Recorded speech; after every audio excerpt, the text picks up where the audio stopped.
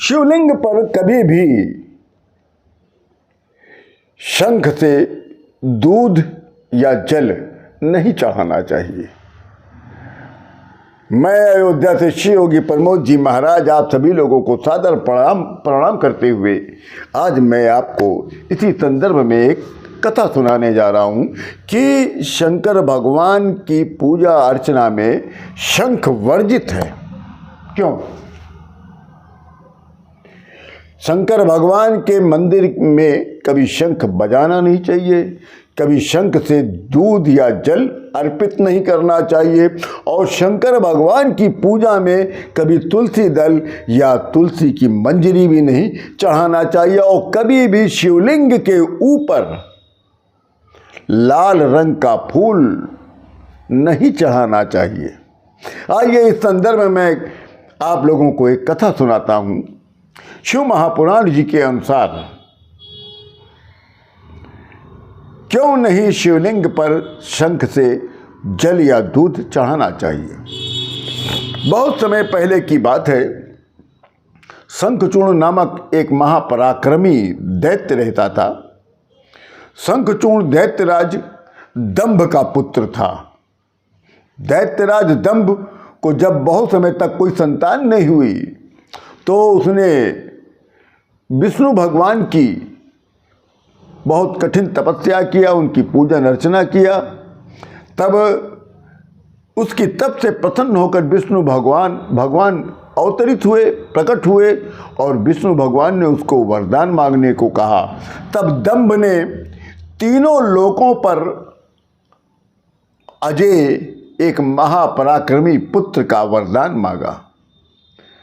तब विष्णु भगवान ने तथास्तु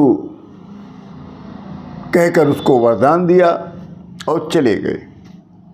तब दंभ के यहाँ एक पुत्र का जन्म हुआ जिसका नाम आगे चलकर शंखचूड़ पड़ा।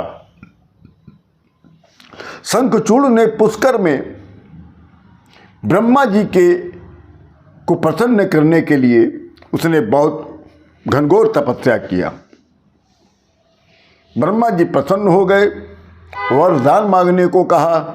तब शंखचूड़ ने उनसे ब्रह्मा जी से वरदान मांगा कि मैं देवताओं पर विजय प्राप्त कर सकूं। तब ब्रह्मा जी ने भी तथास्तु कहकर उसको वरदान दिया और उसे शंखचूड़ को ब्रह्मा जी ने श्री कृष्ण जी का कवच भी प्रदान किया। साथ ही ब्रह्मा जी ने शंखचूड़ को धर्मध्वज की कन्या तुलसी से भी विवाह करने की आज्ञा दे दिया। ब्रह्मा की आज्ञा पाकर तुलसी और शंखचूड़ का विवाह हो गया। ब्रह्मा और विष्णु के वरदान के मध्य में चूर दैत्यराज शंखचूड़ ने तीनों लोगों पर अपना स्वामित्व प्राप्त कर लिया। देवता लोग उससे त्रस्त होकर विष्णु जी के शरण में गए, मदद मांगी, परंतु उन्होंने स्वयं दंभ को ऐसे पुत्र का वरदान दिया था।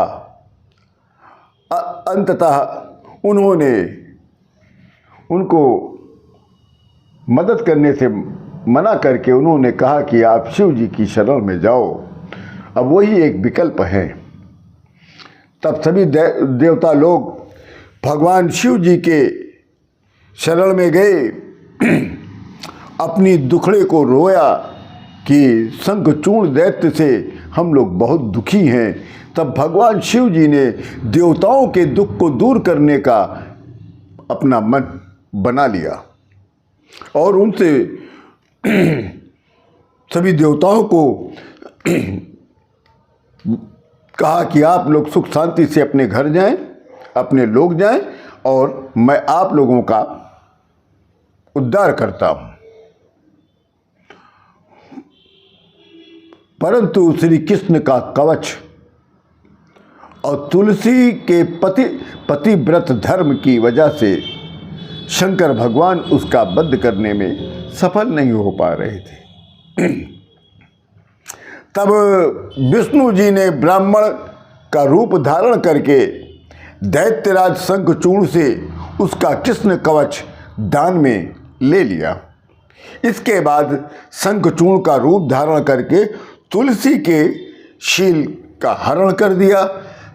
अब शिव ने शंखचूर्ण को अपने त्रिशूल से भस्म कर दिया और उसकी हड्डियों से शंख बनवा दिया। शंखचूर्ण चूंकि विष्णु भक्त था,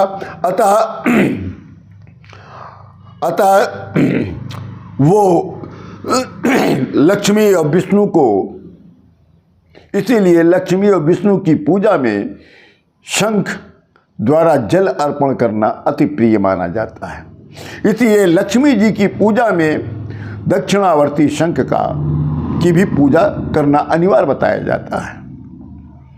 और सभी देवी देवताओं को भी की पूजा में शंख चढ़ाने का या शंख बजाने का या शंख से जल चढ़ाने का विधान बनाया गया, परंतु चूंकि शिव जी ने उसका बंद किया था, इसलिए शंख का जल शिव जी को नहीं पसंद है। इसीलिए शंकर भगवान ने उसे अपनी पूजा में स्थान नहीं दिया। तो ये बहुत जानने योग्य है, क्योंकि हमने बहुत से देखा है कि बहुत से पंडित लोग शंकर भगवान की पूजा में शंख बजा देते हैं, जबकि शंकर भगवान की पूजा में शंख दूर दूर तक नहीं होना चाहिए। ना शंख होना चाहिए, न तुलसी का दल होना चाहिए, न तुलसी की पेड़ होनी चाहिए। उनकी पूजा में ये सब नहीं चलता। मगर आज के ज़माने में जो भी ज्ञानी उत्पन्न हो गए हैं, वो लोग विभिन्न प्रकार की वस्तुएं चढ़ाने की सलाह देते हैं। परंतु आप लोग सावधान रहें, अगर कुछ भी चढ़ाना चाहते हो तो किसी की बात न मानकर शिव महापुराण खोलिए, उसमें आपको मिल जाएगा कि शंकर भगवान की पूजा में क्या क्या चीज़ चढ़ानी चाहिए।